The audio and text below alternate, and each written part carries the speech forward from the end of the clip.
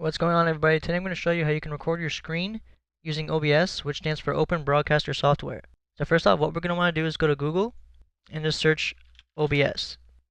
Find this link right here which says Open Broadcaster Software Home. Click it. Once you're at this page, click Download and select your operating system. Once it is done downloading, open it and install it by following the on-screen instructions. I'm not going to do that because I'm using it right now to capture my screen. Once it's installed, you can open it. You will be shown this screen, which is going to look pretty fucking trippy right now, but you will not see your own screen as you are now with mine. Now what I'm going to do is I'm going to open up a new instance of OBS, just so I can show you the settings better. And so once it's open, to add your screen, you can either right click and click add, or click this plus sign and go to display capture. Make sure create new is selected, and you can rename it if you want. So I'm just going to call this tutorial and click OK. If you have multiple screens, this window may be popped up. Select the display you wish to capture. Click OK. I'm not going to do that because I'm already capturing. I'm just going to delete this. Once you've done so, now we're going to set up the settings. Click Settings. Go to Advanced first. And depending on your CPU, I've got an i7-6850K. You may want to change this. Because I've got a high-end CPU, I have it set to high. The default will be set to normal. Renderer is best to leave this at defaults. Color format, depending on what you're doing, you may want to change this. If you're streaming, it'd be best to leave this at the default, which is NV12, because it's going to put less stress on your GPU and more on your CPU, because when you're gaming, you're using your GPU rather than your CPU.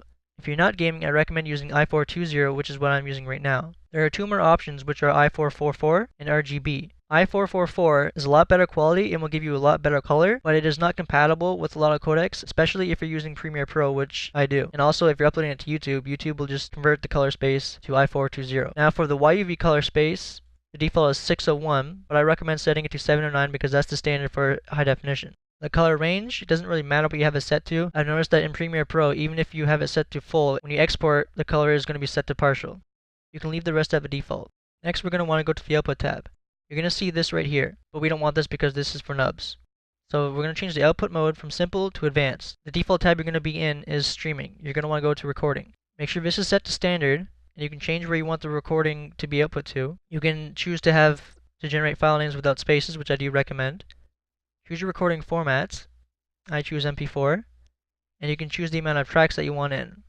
For you, I recommend just using one track. For me, I use 2 tracks because I record my mic and my desktop audio in 2 different tracks. That way, I can edit in Premiere Pro more efficiently and change the audio levels. Now the encoder, you're going to want to use X264. Rescale output, make sure that's unchecked. For custom mixer settings, leave that blank.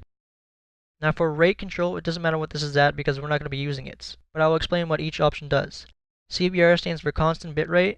So whatever you set here will be constants throughout your video. And you may think that's going to result in better quality, but it's not. ABR stands for average bitrate. So the bitrate that you choose is going to average around that, but it may fluctuate up and down.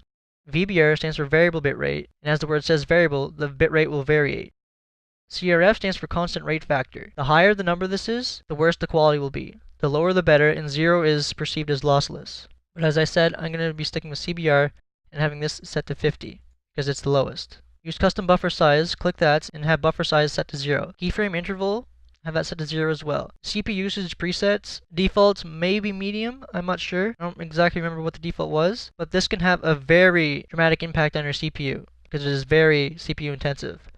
You will never need placebo. I recommend using medium if you're able to, if your CPU can handle it. Profile, have that set to high. Tune, have that set to none. Make sure this is unchecked. Next, for the X264 options, here is where we're going to be setting it to lossless rather than using rate control and using one of these options. So you're going to want to type in QP equals 0. QP stands for quantization parameter. 0 essentially means lossless. The valid range is 0 to 69, 0 being the best quality, 69 being the worst. Threads is the amount of threads that X264 will use while encoding your video. Naturally, this should be set to 1.5 times the amount of logical cores you have in your PC. I've got, like I said, an i7-6850K, which is 6 cores, which hyperthreads to 12. So I just chose 12. You do not have to have this option if you do not wish.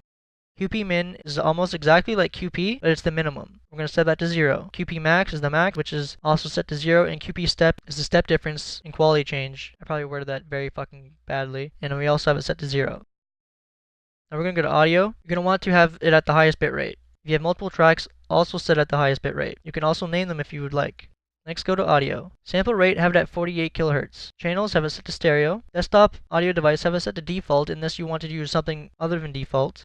Desktop audio device 2, if you're using more than one desktop audio device or you want to record more than one, you can change this accordingly. And for mic, have it set to default unless you want to record something different. And then there's also 2 more just like there is with desktop audio. Leave this at default. Click apply and then click OK. I'm not going to do so because I've already got all the settings that I want. Once you have done all that, you can click start recording. And once you have clicked started recording, we'll say stop recording, and to stop recording, you click stop recording. As you can tell, it was very, very simple. Hopefully I worded it all correctly and you understood. If you have any questions or comments, or you want me to make another video on something else, or on how to stream, or if there's any features that you want me to explain how to use, please feel free to ask me, and I most likely will make a tutorial on how to do it and help you out. Thanks for watching.